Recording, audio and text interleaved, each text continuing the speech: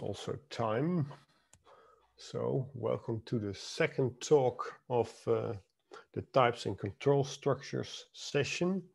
And the second talk will be given by Maika Fuji. It will be a recorded talk, and the title is Derivation of a Virtual Machine for 4 variants of delimited control operators.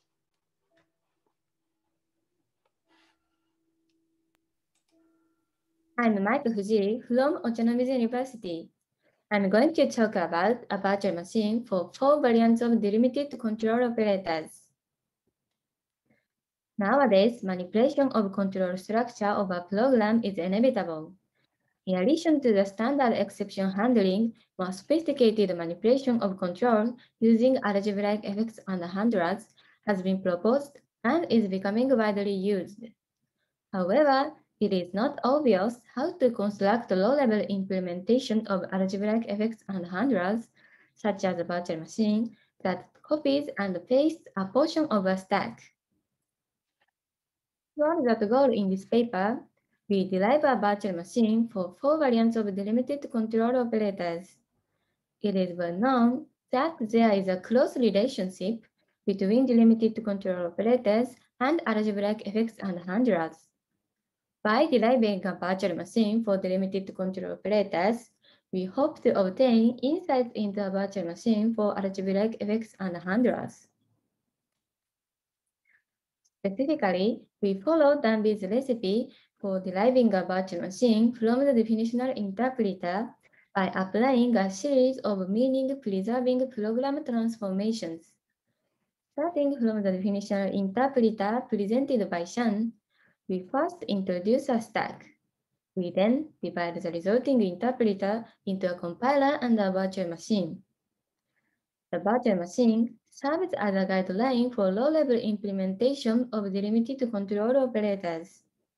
It will lead to a low-level implementation of algebraic effects and handlers. In this work, we consider 4 delimited control operators: shift and reset, control and prompt, shift 0 and reset 0, control 0 and prompt 0.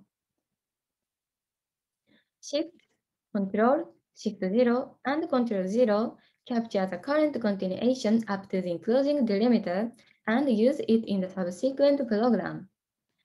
They have each a specific behavior when capturing delimited continuations and invoking them. I will describe their difference later. Reset, prompt, reset 0, and prompt 0 are delimited to enclose the scope of captured continuations. Since they behave exactly the same, we will use reset only represented as angle brackets. Previously, shift and reset have been implemented directly in Scheme 48 as well as in OchoCaml, which is an extension of CamelLite.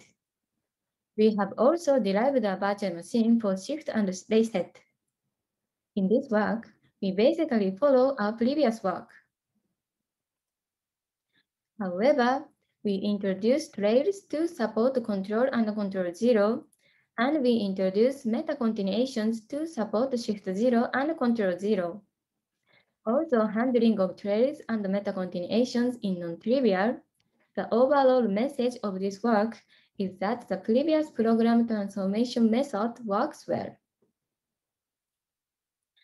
Here is an explanation of how the notion of trails arises. We compare shift and control to see how trails are captured. The control operator shift or control captures the blue delimited continuation up to the enclosing reset and binds it to C and executes the body. Here, the delimited continuation captured by shift contains a reset around it, but the delimited continuation captured by control does not have a reset around it. Now the captured continuation is invoked in the invocation context multiplied by 2. Now the captured continuation C is called in the invocation context. Note that we have a reset for shift here, but there is no reset here. Because of the reset, the shift captures only the continuation without the invocation context. On the other hand, the control captures the current continuation as well as the invocation context. Thus, C prime of shift becomes this, and C prime of control becomes this. Then we execute the body and obtain the results. In the interpreter, a list of invocation context is maintained in a thread. Here is an explanation of how the notion of metacontinuations arises. We compare shift and shift zero to see how metacontinuations are captured. The control operator shift or shift zero captures the blue delimited continuation up to the enclosing reset, and it binds it to C. The C is bound to capture the delimited continuations, which are both enclosed by a delimiter. The difference between shift and shift zero appeared in the original expression. The reset around the shift expression remains, but reset around the shift zero expression is removed. We then execute their bodies. Note the metacontinuation which was originally outside the surrounding reset at 1. Then for shift, since the reset is present, only the delimited continuation is captured. On the other hand, shift zero captures the delimited continuation as well as the metacontinuations. Thus, C prime of shift becomes this, while C prime of shift zero becomes this. Note that the outermost reset is removed because of the second shift zero. Then we execute their bodies and we obtain the result.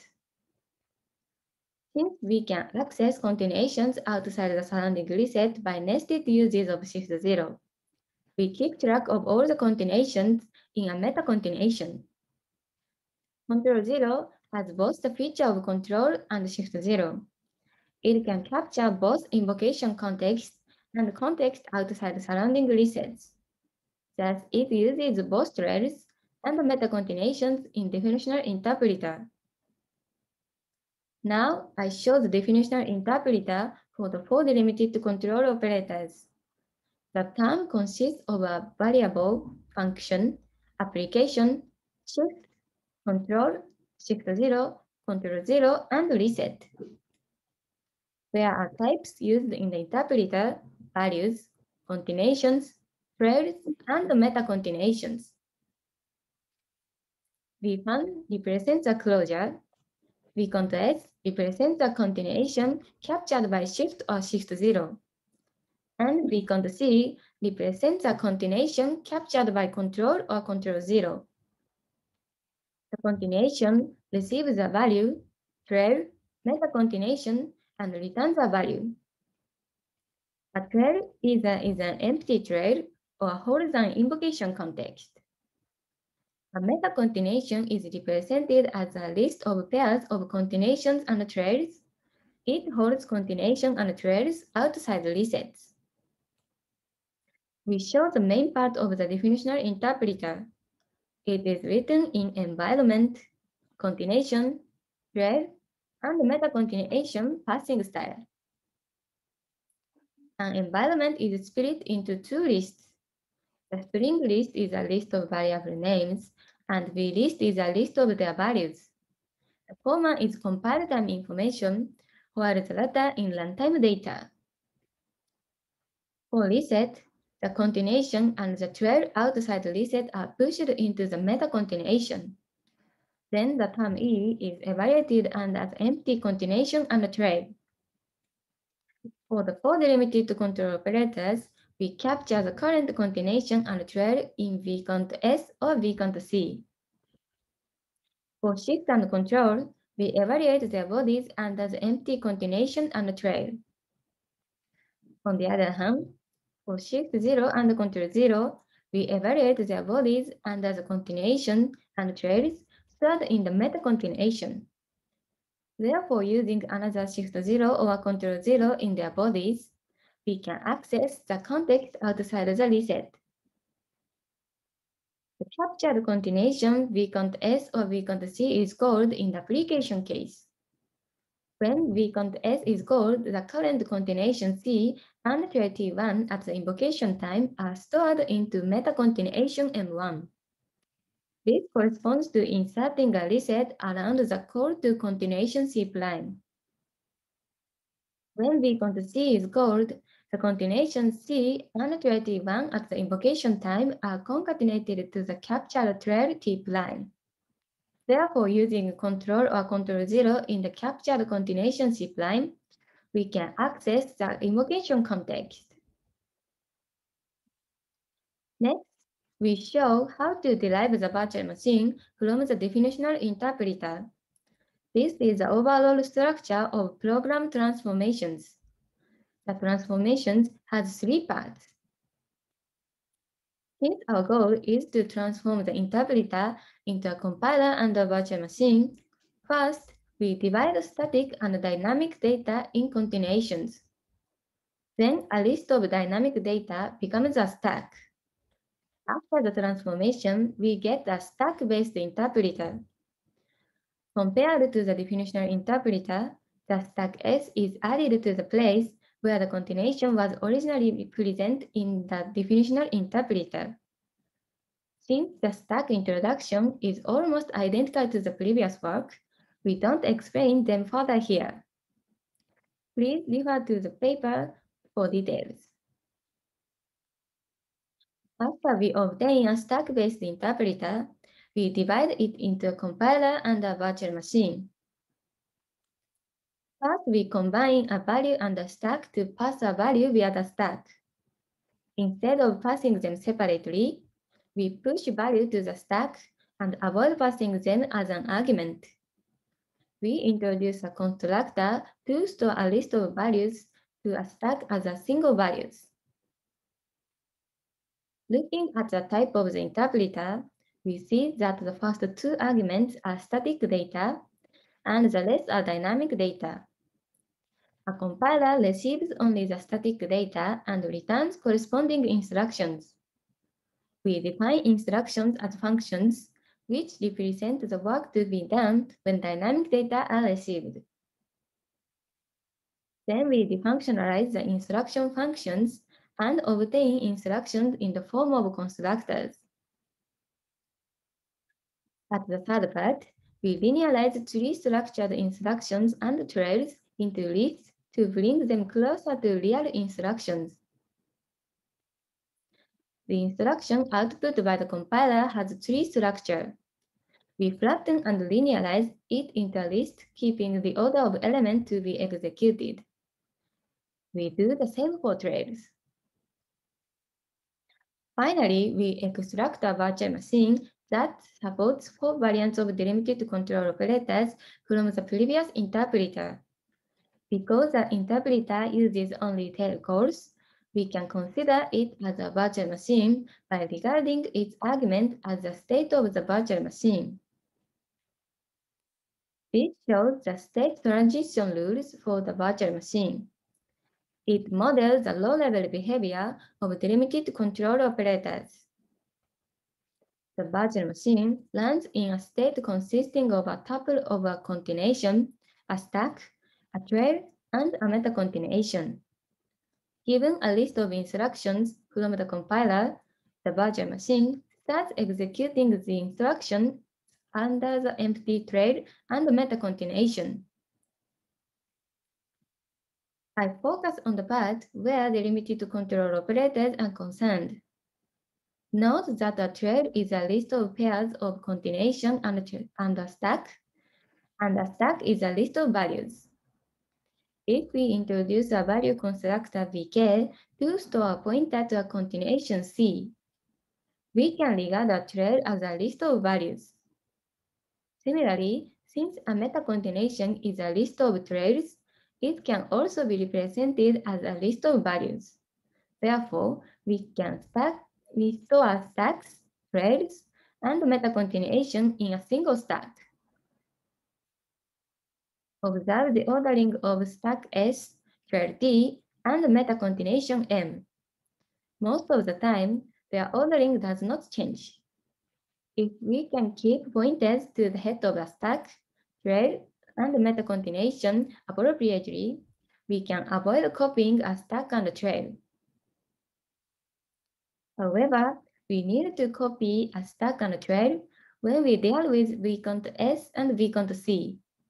In other words, when continuations are captured or called, we have to copy a stack and trail to a heap. When we execute reset, the return address C is pushed to the metacontinuation and the body ship line is executed. Since the ordering of stack S and trail T does not change, we don't have to copy them. We simply move the pointer to the stack, trail, and metacontinuations appropriately. When we execute shift and control, the pointer to the current continuation C, the stack S, and the trail T are packaged into vcont S or vcont C and copied to the heap. We then clear the stack and trail and execute the body ship line. When we execute shift 0 and control 0, C, S, and T are packaged and copied to the heap as before. To execute the body, the stack S0 and trail T0 are popped from the metacontinuation. However, since their ordering does not change, we don't have to copy them. We simply change their pointers to them. Because the outer stack and trail are popped, we can now access them from the body. When a continuation captured by shift or shift 0 is called, the continuation, stack, and trail are copied from vcont S in the heap. The current C, S, and D are pushed to the metacontinuation by manipulating pointers. When a continuation captured by control or control 0 is called, the continuation, stack, and trail are also copied from vcont C in the heap. Unlike the previous case, the C, S, and T at the invocation time are concatenated to the trail T line. Although we have to copy T line, we don't have to copy S and T because they appear in the same ordering. I show you a demonstration how the compiler and the virtual machine work. I use this expression of control that I gave before. I explain how trails are captured by control. The compiler outputs this list of instructions for the expression. I attach an address to each instruction. The virtual machine starts with an empty environment in the stack. The initial trail and metacontinuation are both empty, represented by red bar and green bar, respectively. First, the virtual machine starts with iPushEnv instruction, which duplicates the environment at the top of the stack. Next, the topmost environment is discarded and value 1 is pushed to the stack. Then the environment is popped and pushed again for the following instructions. Because the interpreter always receives the environment at the top of the stack, the virtual machine prepares the environment at the top of the stack. We then execute reset instruction. We push the pointer to the current continuation, which is the instruction 20, the current stack containing the value 1, and the empty trail to the metacontinuation. Now the metacontinuation contains the context outside the reset, that is, add 1 to the result. Then we execute the body of the reset. The environment is pushed. To execute the control instruction, we capture the current continuation, which is instruction 16, throwing the control instruction, the current stack, and the current trail, which is empty, into vcont C. And move to the instruction in the body of control in the environment where VC1 is bound. The environment is pushed, the value 2 is pushed, the environment is popped, the environment is pushed. We then access the zeroth value in the environment, that is VC1, and push it to the stack. The environment is popped. The value 3 is pushed. We now call the captured continuation VC1 with the argument 3. We do this in 4 steps. First, we temporarily save the argument 3. Second, we set up a trail in the stack required for the execution of VC1. We will add the current C, S, and T to the trail captured in VC2. Current continuation in the instruction 15, the current stack contains value 2. The current trail is empty. Thus, we obtain these trails. Third, we set up a stack. The stack captured in VC1 is copied to the main stack together with the argument 3. Finally, the captured continuation in VC1 is executed, that is the instruction 16. So the environment is popped. To execute the second control instruction, we capture the current C, S, and T. The current continuation is the instruction 19. The current stack contains value 3, and the current trail contains pointer 15 and value 2. These are copied to VC2. Here we can observe that in VC2, add 3 and multiply by 2 are concatenated. That is, second control operator has captured both the current context and the invocation context. We then clear the current stack and trail and execute the body of control in the environment where VC2 is bound. The value 4 is pushed. Since VC2 is not used in the body of control, the VC2 is simply discarded. Now, since the continuation is empty and the trail is also empty, the virtual machine executes the instruction 20 in the metacontinuation. Here it adds 1 and 4. And the value 5 is pushed. Finally, since the continuation, trail, and the metacontinuation are all empty, the virtual machine finishes the execution with the final value 5. Next, let me show how metacontinuations are captured by shift 0 using this expression. First, the virtual machine starts with reset instruction. It executes the body of reset under the empty trail and metacontinuation. The environment is pushed. The value 1 is pushed. The environment is popped.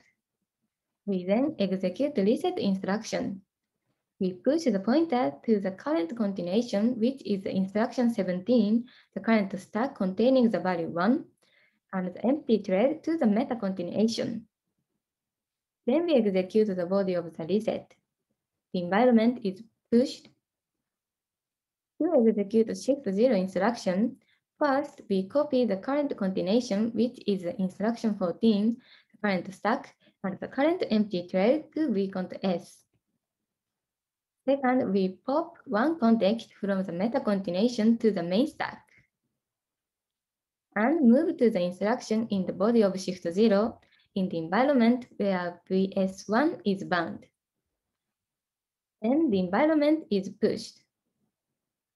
The value 2 is pushed. The environment is popped. Then we execute the second shift 0 instruction. We capture the current continuation, which is the instruction 13, the current stack, and the current trail, which is empty, into vcont S. Here we can observe that in VC2, two contexts, multiply by 2 and add 1, are concatenated. That is, the second shift 0 operator has captured both the current context and the metacontinuation. By nested uses of shift 0, we can access the continuation VS2, which was originally outside the surrounding reset. To conclude the talk, we have derived a compiler and a virtual machine from the 4 delimited control operators from the definitional interpreter. This virtual machine suggests a low-level implementation method for delimited continuations. Especially, it explains how to manipulate captured continuations and how trails and metacontinuation can be represented in a stack. Although we focused on the behavior of the delimited control operators, we also want to consider the type systems. We are currently trying to build a type system for the 4 delimited control operators. Once we obtain a type system, we plan to implement the 4 delimited control operators in OTCaml based on the virtual machine developed in this paper. Furthermore, we try to derive a virtual machine for algebraic effects and handlers by the similar approach. Thank you for your attention. Thank you very much for this nice talk, Maika. Are there any questions from any participants?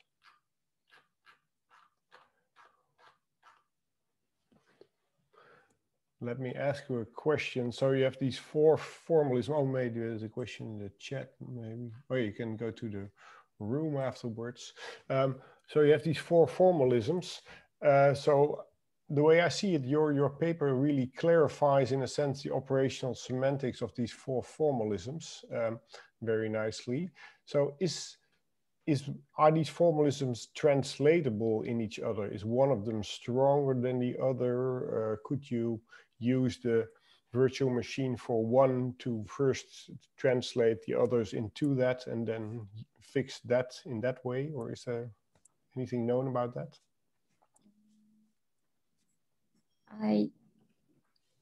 First I try the control prompt. Sorry? Okay.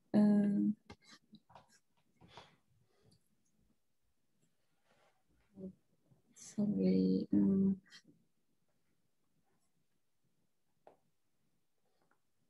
So can you, for example, translate everything that you program in shift reset? Can you translate that into control prompt? Is there anything known about that? Sorry. Please say sorry.